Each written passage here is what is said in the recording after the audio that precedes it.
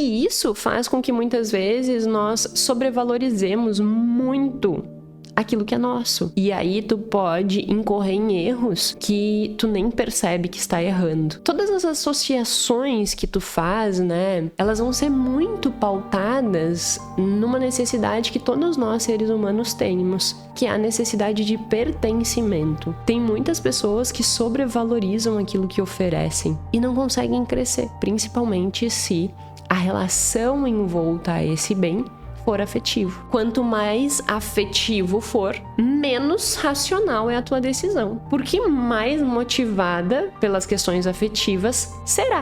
A juventude de hoje, ela espera primeiro ter, para depois fazer. Eu julgo que não é aí o caminho. Eu julgo que o caminho é primeiro. Quando se fala de dinheiro, e aqui nós falamos muito, né? Uma frase que eu repito constantemente é que dinheiro é muito mais do que números. É comportamento. E quando nós olhamos para a ciência atrás do dinheiro, existe tantas coisas que nós podemos discutir. E uma delas que é muito importante e que por vezes ela é negligenciada é o tipo de relação que se estabelece com aquele determinado dinheiro. Embora nós possamos olhar R$100 e pensar assim, indiferente, R$100 é R$100, indiferente da origem e independente da relação que eu tenho com determinado objeto, aquele objeto ele vai se manter sendo exatamente um objeto, né? Não existe, esse objeto tem uma relação afetiva, então ele é mais ou menos valorizada. Racionalmente, não deveria acontecer, né? Racionalmente, tu deveria olhar esta caneca, quanto que vale? Tu deveria olhar para essa caneca e dizer assim, vale 15, 20 reais, 25 reais. Eu vou olhar e vou dizer assim, não, para mim ela tem um valor simbólico. Eu ganhei, né, do pessoal da primeira turma da formação em finanças comportamentais, tem todo um aspecto afetivo em cima disso. Então eu provavelmente não venderia essa caneta por 20 reais. Essa caneca por 20 reais. Mas será que isso se confirma cientificamente? Será que o nosso vínculo afetivo com as coisas muda a nossa disposição de vender? Muda a nossa disposição de pagar?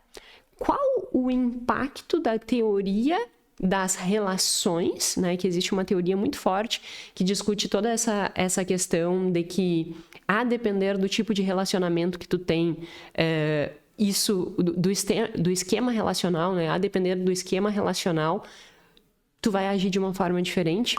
Será que isso se confirma nas decisões de consumo? E é isso que nós vamos discutir no nosso episódio número 154 do podcast Mais Que Finanças. O podcast em que nós falamos muito mais do que números, nós falamos de comportamento financeiro. Se você está aqui pela primeira vez, meu nome é Jéssica Campa, sou doutora em finanças comportamentais. Toda terça e sexta temos aqui um episódio novo, em que eu sempre busco trazer alguma discussão extremamente válida, né, no sentido de que nós trazemos a ciência de uma forma simples e aplicável nas nossas vidas e que isso gere um impacto positivo no teu processo de tomada de decisão, que você consiga melhorar a sua relação com o dinheiro a partir do conteúdo que eu trago aqui. Enfim, sem mais delongas, o que será que esses modelos relacionais influenciam nas nossas escolhas? E eu julgo que é muito importante nós compreendermos isso. Por que tu decidiu fazer um podcast sobre esse assunto, Jéssica? Porque isso é uma das coisas, como diz o Richard Thaler, né, que são supostamente irrelevantes. É supostamente irrelevante a origem do dinheiro, se é afetivo ou não, para a forma com que eu vou lidar com ele. É supostamente irrelevante o fato de que eu tenho um vínculo emocional com esse objeto, porque no final das contas é uma caneca e ela serve para servir café, para servir chá. Ela né, racionalmente não deveria ter um impacto, e tem. E isso é comprovado nesse estudo. E compreender isso nos torna mais autônomos para ter consciência das nossas escolhas, sabendo que esse vínculo afetivo com os objetos, ele vai sim gerar um comportamento diferente. Então, por isso que eu decidi fazer esse podcast, porque é uma coisa supostamente irrelevante, mas que influencia nas nossas escolhas diárias e que por vezes nós não percebemos. E como você já deve ter visto eu falar aqui em outros episódios, né? Nós temos que cada vez mais conhecer aquilo que nos governa, digamos assim, né? Porque como diz o Skinner, somos livres na medida em que sabemos o que nos controla. Então, se eu sei que aspectos afetivos, que aspectos relacionais influenciam na minha decisão de consumo ou de uso do dinheiro, eu vou me manter mais atento em relação a isso. Eu vou me manter mais atento no sentido de perceber, nossa, eu tô tendo uma disposição de pagar muito por isso aqui. Será que isso não tá beirando o irracional? Será que isso aqui não tá beirando um comportamento completamente afetivo e que na prática não tem o valor real? E aí tu pode olhar para isso e dizer assim, sim, realmente, é só valor afetivo, mas mesmo assim a atribuição de importância que eu dou a isso justifica essa disposição de pagar. Então eu aceito isso, mas sabendo que existe um aspecto afetivo que está fazendo com que tu sobrevalorize aquilo ali, né? Então eu julgo que esse conhecimento ele nos ajuda muito nesta linha de que se eu sei que aquele aspecto me influencia, eu posso até tomar a direção de aceitar aquela influência, mas não de forma cega. Porque de forma cega, tu pode te automanipular. E aí tu pode incorrer em erros que tu nem percebe que está errando, né? Então eu acho que isso é autoconhecimento. É tu entender que, opa, isso aqui tem um aspecto afetivo aqui que está induzindo essa decisão. Ok, entendi isso. A partir disso, faz sentido eu seguir ou não? Né? E aí tu toma uma decisão mais assertiva, uma decisão mais consciente. E o meu objetivo aqui é sempre fazer com que tu consiga tomar decisões mais conscientes. Então vamos primeiro entender o que seria essa teoria dos esquemas relacionais para depois ir para o resultado do artigo e para as discussões que ele traz. Primeiro eu quero que tu olhe para a tua vida e perceba que todas as associações que tu faz, né, elas vão ser muito pautadas numa necessidade que todos nós, seres humanos, temos, que é a necessidade de pertencimento. Quando nós olhamos para a teoria de autodeterminação, nós entendemos que existem 3 pilares básicos de necessidade. A necessidade de pertencimento, a necessidade de competência e a necessidade de autonomia. Pertencimento, a que grupo eu pertenço? Eu me sinto parte desse grupo? A questão de competência, eu acho que eu dou conta de fazer aquilo que eu me comprometo a fazer, né? Eu confio na minha capacidade, na minha competência, e quando eu confio na minha competência, isso aumenta a percepção de autoeficácia. E autonomia, eu faço aquilo porque aquilo efetivamente é valoroso para mim, tem um significado para mim, ou eu faço aquilo ali por motivação extrínseca, né? Então, quanto mais autonomia nós temos, significa que nós temos mais motivação intrínseca. Eu faço algo porque eu vejo o valor efetivo naquilo, aquilo é valoroso para mim, independente das motivações extrínsecas. Então, esses são 3 aspectos que movimentam muito a nossa motivação, que movimentam muito as nossas necessidades. E um desses pilares é justamente a questão do pertencimento. E aí, o que é discutido na teoria dessa estrutura, né, de esquemas relacionais é que justamente dentro desse pilar de pertencimento, eu sempre vou ter aqueles que pertencem àquele grupo e aqueles que não pertencem, que estão fora do grupo, né? O livro Comporta-se, do Sapolsky, ele diz, e isso ficou muito disseminado, que é o nós contra eles. Então, tudo aquilo que pertence ao meu grupo, eu defendo com unhas e dentes. Tudo aquilo que não pertence ao meu grupo, eu tenho repulsa e eu vou defender com unhas e dentes o meu grupo, doe o que doer em relação ao grupo externo. E isso vai moldando muito como que nós nos comportamos. Só que isso vai além da relação. Isso vai para a tomada de decisão de consumo. E aí que entra esse artigo como um artigo que cumpre, né, com esse objetivo de conseguir atender uma lacuna de pesquisa. Por quê? Qual é a lacuna de pesquisa que ele diz? É exatamente essa. Então, já existe uma compreensão muito sólida de que as pessoas elas têm essa necessidade de pertencimento. Existe uma teoria que desenvolveu essas esses modelos relacionais, só que nós não sabemos se esses modelos relacionais, eles influenciam nas decisões de compra ou nas decisões de como que eu vou usar meu dinheiro. Portanto, esse estudo tem como objetivo compreender exatamente isso. Como que a origem do teu relacionamento, ela vai influenciar nas tuas decisões de compra. E que origem de relacionamento é essa? Aí nós temos que discutir essa teoria dos esquemas de relacionais, né? Que ela subdivide as nossas relações em 4 tipos. E eu achei muito interessante, inclusive, não tinha conhecimento profundo dessa teoria. Ele diz que nós sempre vamos buscar e vamos estar estabelecendo um desses 4 tipos de relacionamento. E a hipótese é que, a depender desse tipo de relacionamento, tua disposição de comprar, tua disposição de gastar o dinheiro vai mudar. Quais são esses 4 tipos de estrutura de relacionamento? A primeira dela é o compartilhamento comunitário. O que é o compartilhamento comunitário? É esse senso de efetivamente tu pertencer àquele grupo. Que grupo? Principalmente tua família. Em que o dinheiro, por exemplo, ele é compartilhado. Ou deveria ser na maior parte das famílias, né? Existem famílias que se estruturam de uma forma diferente, que dividem, né, efetivamente. É o meu dinheiro, o teu dinheiro, a gente paga as contas dividido e é isso. Só que isso não é a forma mais adequada do ponto de vista científico para conseguir colher bons resultados, mas óbvio que tudo tem exceções, né?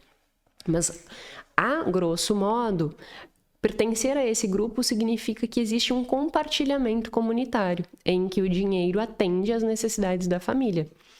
E aí, saindo dessa relação casal e indo para a relação filhos, isso é indiscutível, né? Um pai e uma mãe, eles vão atender às necessidades do filho com o seu dinheiro, então aquele dinheiro ele é compartilhado. Existe um pertencimento àquele grupo, um filho olhando para o seu pai e para sua mãe, ele vai entender que que o pai e a mãe, eles vão, de certa forma, né, por um período, subsidiar a vida daquela criança, e que este subsidiar a vida daquela criança tem um peso diferente. Então, o primeiro grupo que nós pertencemos é o grupo da nossa família. E esse é um grupo que tende a ser mais importante e mais relevante, porque ele vai além do simples fato de pertencer, mas ele também adentra no aspecto afetivo, da importância que aquele grupo vai sinalizar afetivamente para você. Então você vai olhar e vai dizer assim, afetivamente isso aqui é muito valoroso para mim. Afetivamente eu olho para isso e penso, nossa, eu tenho um apego maior porque isso representa fazer parte daquele grupo. Exemplo, né? Que não é diretamente relacionado à família. Mas o fato de que construiu-se uma unidade, né, de uma turma que estudou dentro de um mesmo grupo ali, né, e que se estabeleceu por vezes um vínculo muito afetivo, por vezes isso pode levar, né, a essa percepção afetiva. Mas nunca vai chegar ao ponto da família. Por quê? Porque eles se reuniram por um outro ponto relacional, que é o que nós vamos discutir daqui para frente. Então isso é muito interessante, né? Porque o ponto de partida principal será efetivamente os nossos relacionamentos familiares, que eles são tratados como relacionamento comunitário, tá? Então, esse é o primeiro grupo que vai discutir essa questão de compartilhamento comunitário e de esquema relacional que tem um peso maior. E aí depois o estudo vai buscar entender se esse peso maior influencia no comportamento de compra. O segundo grupo seria uma estrutura hierárquica deu trabalhinho, que seria uma classificação de autoridade. Então, o chefe, né, que eu não gosto de falar chefe, mas antigamente se usava muito, né, é o chefe. Eu gosto de líder, líder movimenta, chefe manda. Então, líder motiva, chefe só efetivamente manda, né? Então, eu prefiro líder do que chefe. E dentro dessa estrutura hierárquica em que existe um chefe e eu tenho que atender a esse chefe, isso é uma outra estrutura hierárquica de relacionamentos, mas que é muito diferente de um relacionamento de uma família, e que é o segundo grupo. O terceiro grupo é essa reciprocidade equivalente. Então, é quando eu tenho uma correspondência de igualdade, que eu dei o exemplo dos alunos na formação. Todos os alunos, eles tinham comigo uma relação de uma certa hierarquia, é a professora, né? E, por outro lado, eles têm entre eles uma reciprocidade equivalente. Por quê? Porque todos eles têm uma correspondência de igualdade. Eu estou mostrando a caneca porque ela representa este grupo, né? Então, esse grupo, ele tem um relacionamento de reciprocidade equilibrada. Então, existe ali uma correspondência de igualdade. Todos eles são alunos. E isso vai fazer com que o tipo de relação deles seja diferente. E o último, mas não menos importante, são aquelas relações comerciais. É o preço de mercado. Eu vou estabelecer uma relação de consumo com uma determinada empresa, que eu estou contratando serviço, eu vou comprar determinado bem. Então, isso são relações comerciais, né? São relações estritamente de mercados, em que não existe nenhum tipo de vínculo, certo? Então, esses são os 4 tipos de estrutura relacional propostas dentro desse modelo, que são relacionadas com o comportamento financeiro. Então, em resumo, existe relação que é de igualdade, né, de comunidade, então isso está muito relacionado com família. Depois nós temos o grupo de hierarquia, está muito relacionado com trabalho. Depois nós temos o grupo de correspondência, então é aqueles que têm igualdade equivalente. E por fim, mas não menos importante, nós temos as relações comerciais, relações de mercado. Será que uma ou outra relação vai se destacar trazendo uma maior disposição de comprar do que outra? E aí, obviamente, a hipótese do estudo, né, a hipótese do artigo é mostrar assim, olha, quanto mais afetivo for, menos racional é a tua decisão. Porque mais motivada pelas questões afetivas será, né? E aí eles vão começar a testar isso. E aí o primeiro experimento que eles testam isso, eles fazem a seguinte manipulação. Eles pegam um texto, que a pessoa tem que ler aquele texto para ver em qual grupo ela vai se enquadrar, né? Então, qual seria um modelo relacional que ela vai se enquadrar? Aquele texto ela está pensando em família, aquele texto ela está pensando na classificação de autoridade, um chefe, por exemplo, ou ela está pensando nos colegas de trabalho, que seria essa equivalência, ou ela está pensando numa troca de mercado. Então, o texto enquadrava a pessoa em o grupo específico que estaria vinculado com aquela pessoa, né? Depois disso, era solicitado que a pessoa ela dissesse um objeto que ganhou deste grupo. Então, digamos assim, que o texto fosse correspondente aos pais. Ah, e os seus pais, isso, os teus pais, aquilo, não sei o que, não sei o que, não sei o que. Aí depois, no final, diga assim, tá, agora me diga um objeto que teus pais te deram, tá? E aí a pessoa escrevia lá o objeto. Qual foi esse objeto? Escrevia o objeto. Qual foi o valor estimado desse objeto? Né? Quanto que tu acha que ele vale? E quanto um comprador racional pagaria por ele? E aí é medida, né, a reação a uma proposta fictícia, ou seja, a angústia de receber uma proposta de vender aquele objeto. É solicitado que eles determinem um valor mínimo que eles estariam dispostos a pagar para não ficar sem aquele objeto, para adquirir aquele objeto. E também se eles estariam dispostos a colocar esse objeto num leilão e quanto que eles pagariam para tirar este objeto do leilão. Então, supomos que o textinho ali foi sobre os teus pais e que o objeto que os teus pais te deram foi, sei lá, um relógio da família. Eu lembro do que a minha mãe sempre falou de um relógio de bolso do meu avô, né? Então, que existia aquele relógio de bolso do meu avô e que ele foi deixado de geração e que ficaria pro meu irmão esse relógio. E havia todo um afeto envolvendo aquele relógio, porque não era o relógio por si só, existia uma relação afetiva com aquele relógio. É nesse sentido, sabe? Aí quanto tu estaria disposto a pagar para, por exemplo, tirar esse relógio de um leilão? Ou quanto será que tu estaria disposto a vender esse relógio? Que existe todo esse peso afetivo, né? E qual seria o valor mínimo que tu estaria disposto a vender? E aí, olha que interessante. Eles vão fazendo essas manipulações, né? E aí eles conseguem provar o que, obviamente, parece muito óbvio, mas que nós não percebemos isso na prática e que, por vezes, nós podemos nos tornar míope em relação a uma determinada decisão. Quando eles fazem esses questionamentos em relação à disposição de vender, olha o preço que as pessoas que foram enquadradas no primeiro grupo, esse de família, né? Que o nome técnico é compartilhamento comunitário, mas vamos dar o exemplo de família. Quanto que essa pessoa estaria disposta a pagar, utilizando esse exemplo, o relógio do avô, e quantos outros grupos estariam dispostos a pagar? É um relógio aleatório só porque eu gostei? É um relógio que eu ganhei do meu orientador? É um relógio que eu ganhei do meu amigo? Então, a depender, né, do valor aí, quanto que eles estariam dispostos a vender o preço e quanto que uma pessoa estaria disposta a comprar. E aí, olha que interessante o resultado. O valor que a pessoa que tem o vínculo afetivo, exemplo, o relógio do meu avô, ela estaria disposta a vender aquele bem por $300 no caso, né? Mas ela acha que as pessoas comprariam só por 35.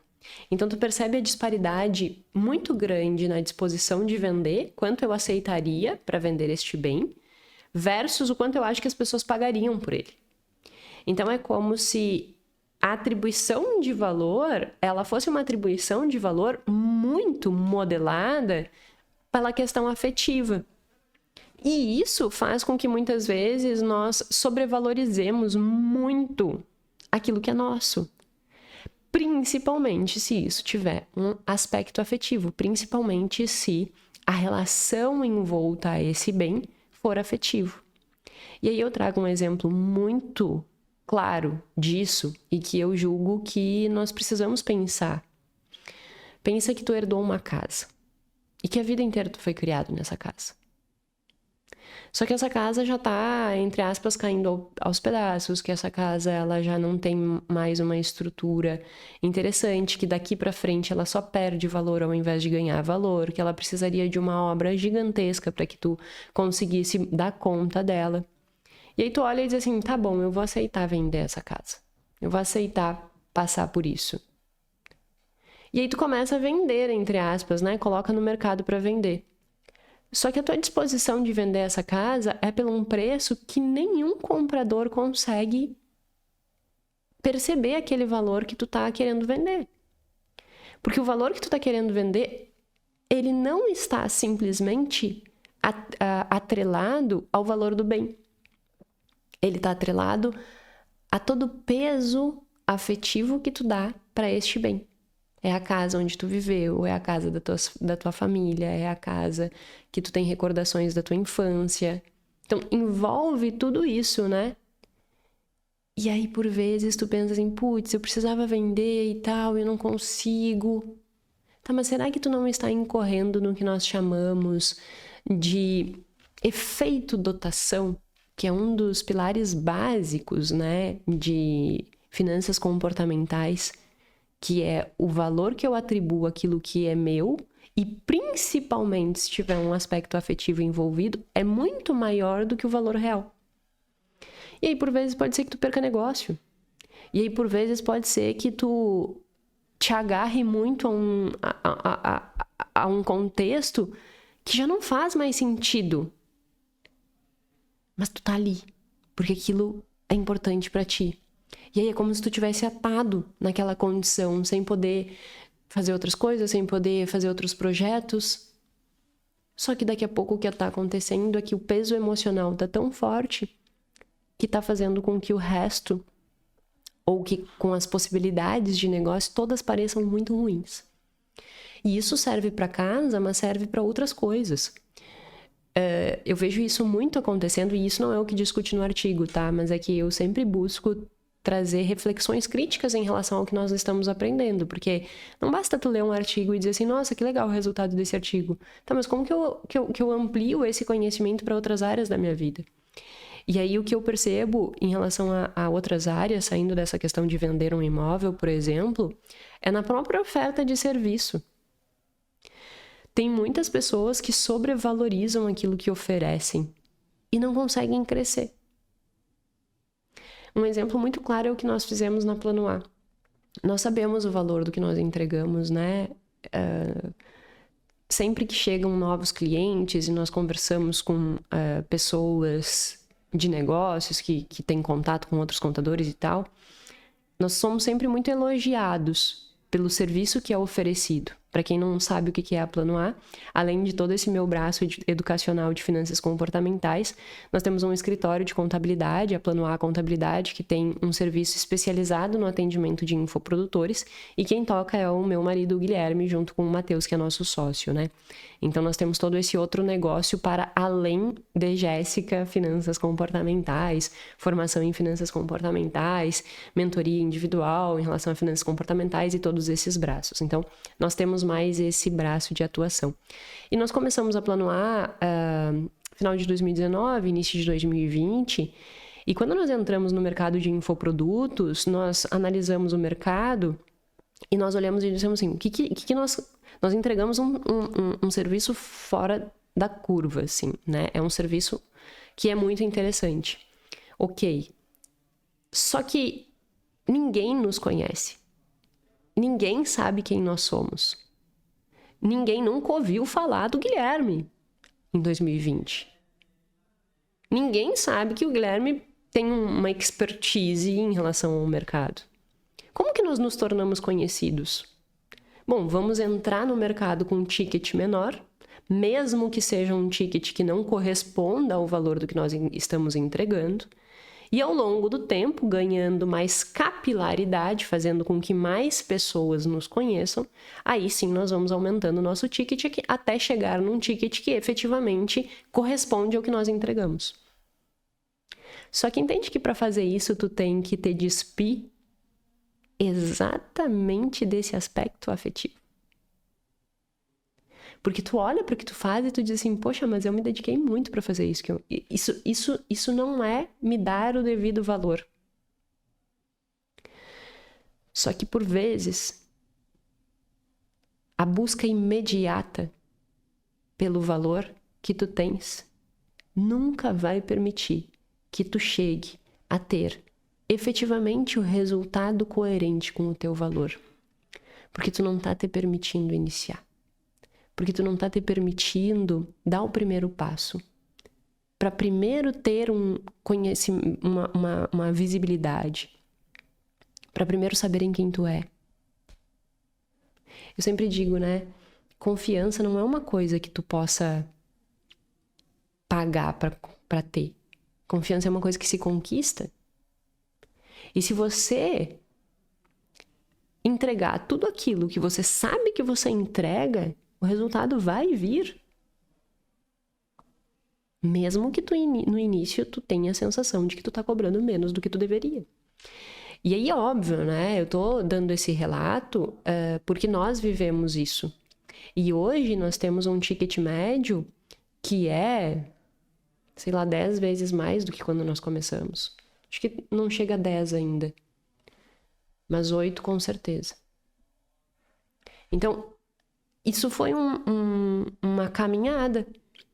Só que provavelmente se nós não tivéssemos nos disponibilizado a entrar no mercado com um ticket menor, nós nunca teríamos tido a capilaridade de atingir mais pessoas, do mercado nos conhecer, do mercado ver o nosso valor e dizer assim, vale a pena pagar mais para eles. Vale a pena pagar mais para eles. Talvez se não tivesse sido isso e nós tivéssemos sido arrogantes a ponto de dizer assim, não, nós entregamos o melhor serviço, então o preço é esse. Aí a pessoa ia chegar e dizer assim, ok, mas quantas pessoas tu atende? Não, eu tenho um cliente. Poxa, mas tu quer me cobrar esse ticket, tu tem um cliente? Qual é a evidência que eu tenho de que tu realmente entrega tudo que tu promete, sendo que tu só tem um cliente? Agora, quando eu inverto, né, a pessoa olha e diz assim, bom, custo é baixo, vou aceitar o risco. Aí ele aceita o risco de contratar uma empresa que não tem tantos clientes. E aí ele vê que aquele serviço é muito mais do que ele está pagando. E aí ele começa a falar para as pessoas, nossa, tu não tem ideia. Eu pago tanto lá na minha empresa, mas sério, eles são fora da curva. Eu pago tanto na minha contabilidade, eles são muito fora da curva. Eles entregam muito valor. E aí começa a vir cliente. E aí, ao longo do tempo, tu vai ganhando maturidade, vai subindo os preços aos poucos até chegar num ticket que tu julga que é o que realmente te dá o teu valor. Claro que isso é uma estratégia de negócio, né? Não significa que todos os negócios vão funcionar desta forma e devem funcionar dessa forma.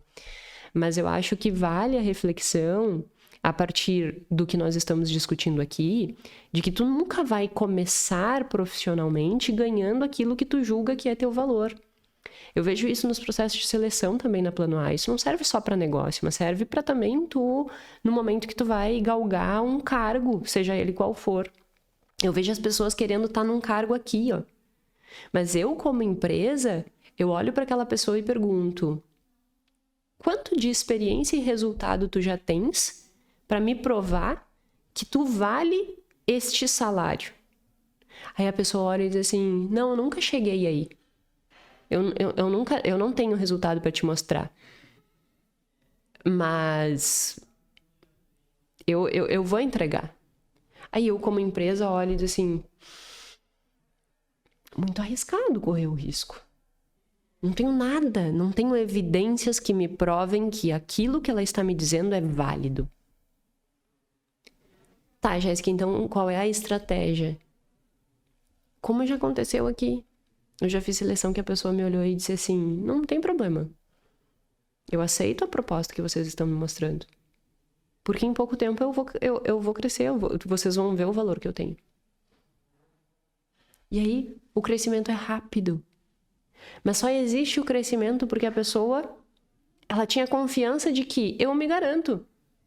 Eu vou entregar. E ao entregar, eu vou crescer.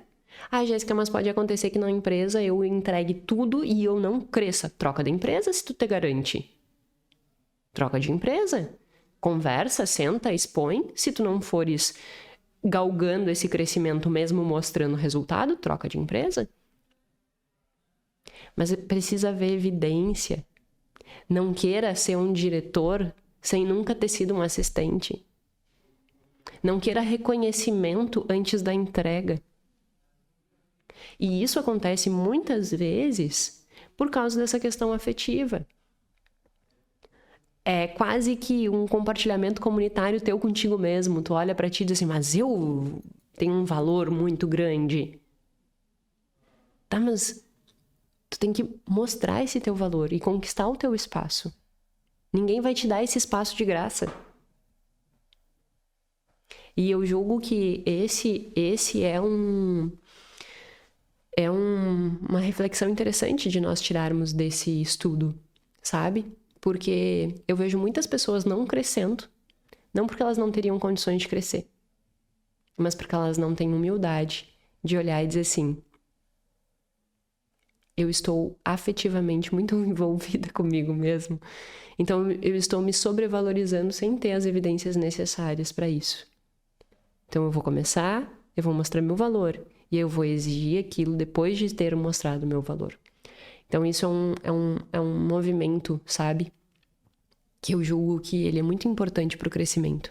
Falando nisso, eu tenho que gravar um podcast sobre quais foram as decisões que me fizeram chegar até aqui. Achei muito interessante essa pergunta. Me fizeram essa pergunta na caixinha, né? Jéssica, quais tu acha que foram as tuas decisões que te trouxeram ao lugar que tu está? E eu julgo que essa foi uma delas. Essa foi uma delas. Eu primeiro sempre mostrei o meu valor antes de exigir o resultado. Então, por exemplo, na universidade que eu trabalhava, né, na faculdade que eu trabalhava, eu assumi coordenação, assumi as atividades da coordenação antes de ter o título de coordenadora. Eu já era coordenadora. não tinha como não me darem aquela posição, porque eu já fazia aquela posição sem ganhar por ela. Então, eu sempre fiz antes de receber, sabe? E eu acho que isso foi uma das coisas que me fez chegar até aqui.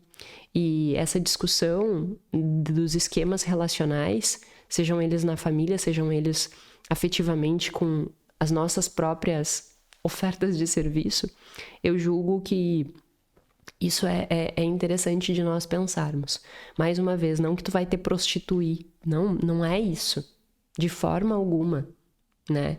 Mas eu acho que, principalmente a juventude de hoje, ela espera primeiro ter, para depois fazer. E eu julgo que não é aí o caminho. Eu julgo que o caminho é primeiro tu faz e depois tu exige. E essa reflexão saiu exatamente desse estudo, que não tem diretamente a ver com isso, mas quando nós olhamos ali, né, um preço de suposição de venda de 300 para quando nós olhamos, quando tem um vínculo afetivo, exemplo, ganhei o relógio do pai, 300. Agora, quando aquilo é só uma relação de negócio, né, de preço de mercado, ao invés de uma percepção e uma disposição de vender de 300, ela cai para 50. Então, olha a diferença. Se eu estou falando de um aspecto afetivo, 300, disposição de vender. Se eu estou falando de um aspecto único e exclusivamente utilitário, qual é o uso desse relógio, 50 à disposição de vender. Então, há uma diferença muito grande para ver o quão esse aspecto psicológico envolve na tua disposição de pagar por algo, ou na tua disposição de vender algo que é teu. E o teu serviço, a tua mão de obra, é uma coisa tua. E por vezes o que acontece é que a tua disposição de vender aquilo está num preço muito mais elevado do que estão dispostos a pagar. E aí tu não tá achando um acordo nunca. Então começa às vezes com menos, mostra teu valor, que daí sim tu vai ganhar esse reconhecimento.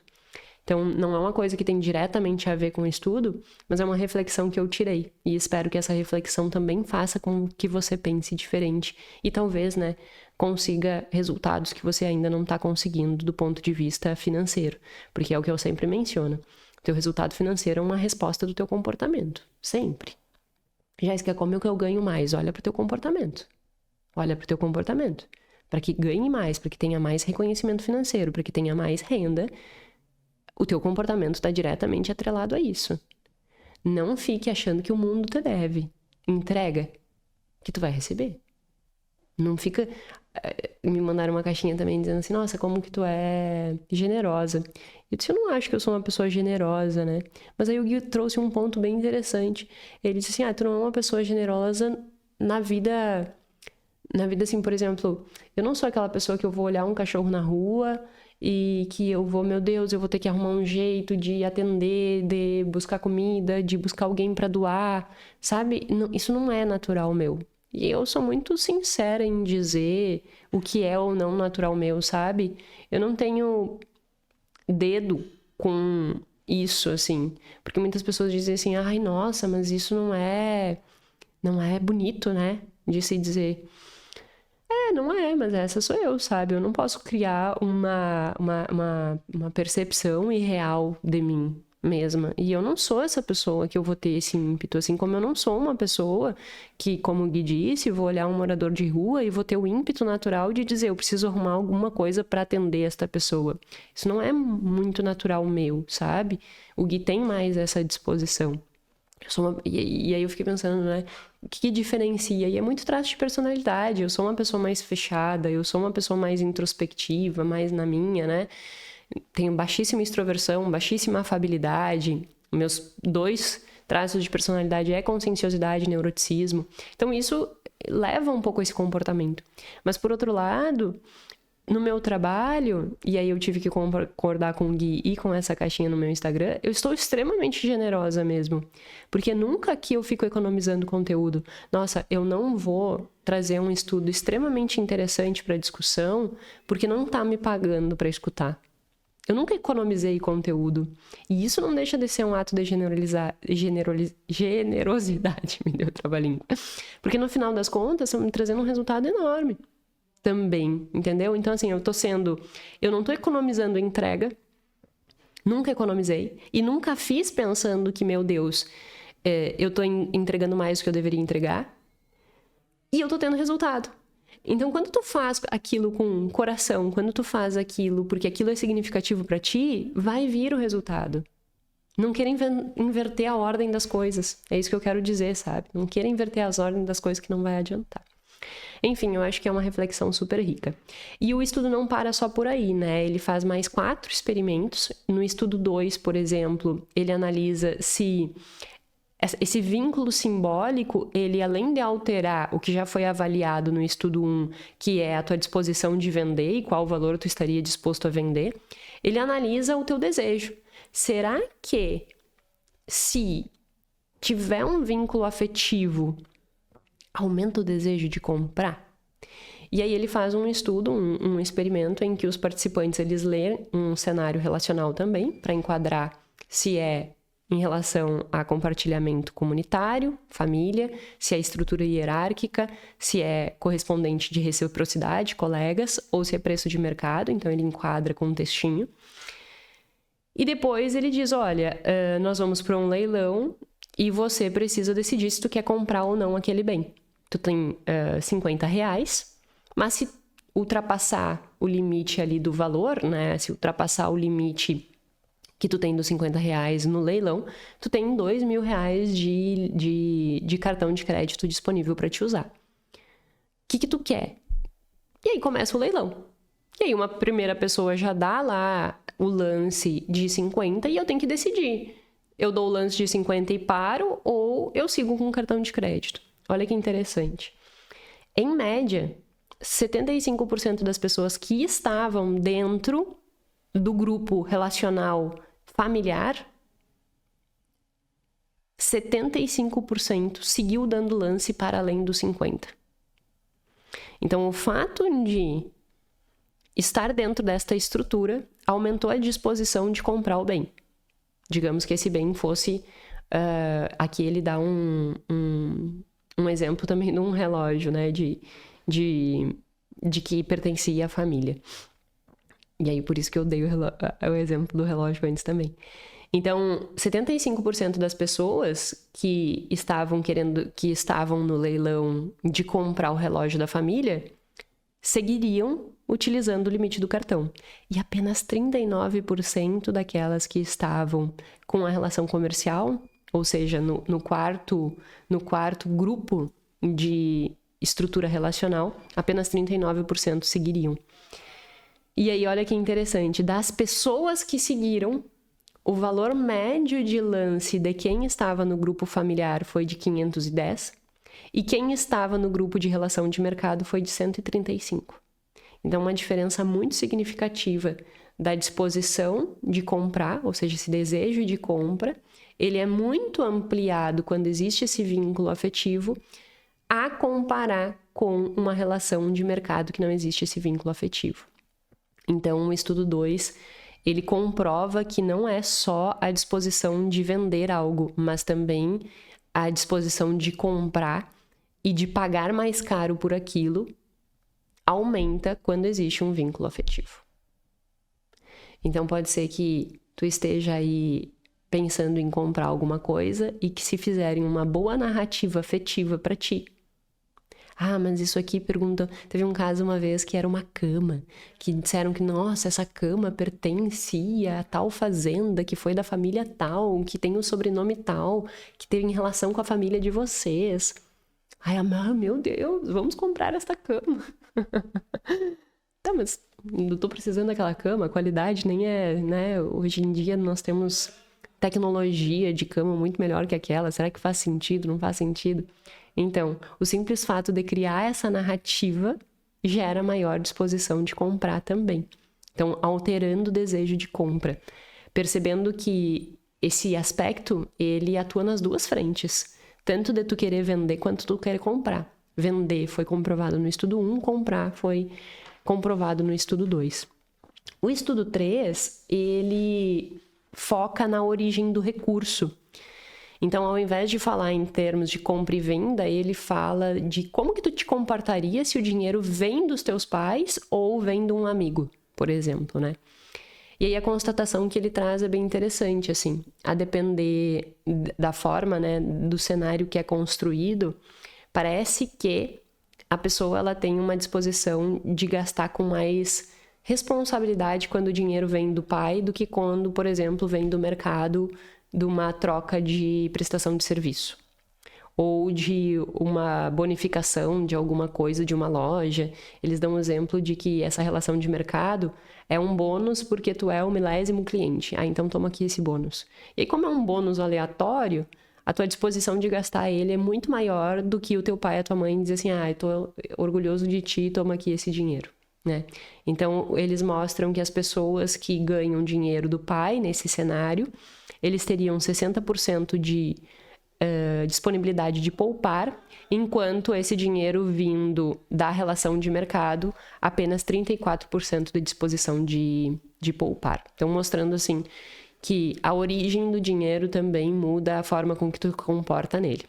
Claro que é um estudo bem isolado, muitas vezes em outros estudos nós percebemos que a depender da origem desse recurso vindo dos pais de uma forma muito facilitada, aumenta a disposição de gastar, a depender do contexto, mas aqui é bem específico essa comparação, né, entre a origem com afeto e a origem sem afeto, mostrando que quando tem afeto existe um pouco mais de cuidado, a diferente de quando não existe afeto. Então o foco aqui é afeto e não a questão de que, por exemplo, um adulto que ao longo de toda a vida foi bancado pelos pais, a repercussão disso, esse estudo não adentra nesses aspectos. Mas enfim, só para trazer também que o estudo 3, ele foca um pouquinho nessa parte de renda e não só nessa parte de gastos, né? Para que também gere boas reflexões aí. Enfim, era uma discussão, foi um artigo que eu li e que me gerou toda essa reflexão e que eu quis trazer para cá essa reflexão. Se te deixar aí com uma pulguinha atrás da orelha pensando, poxa, será que eu estou, entre aspas, me vendendo bem? E será que eu estou, entre aspas, comprando bem? Será que os aspectos afetivos não estão influenciando a ponto de que isso me paralise? Né? Que fique aí essa reflexão. Se você conhece alguém que também gostaria de escutar isso e que tu acha que vai ajudar, compartilha com essas pessoas. Já tenho falado, não deixa de se inscrever no canal, é importante para que a gente atinja mais pessoas, para que esse conteúdo seja entregue.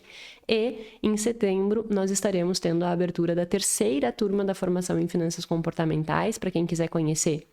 Tem um link aqui no primeiro, na descrição, né, do conteúdo, tem um link que tu pode entrar e saber todas as informações. E também nós temos um serviço novo.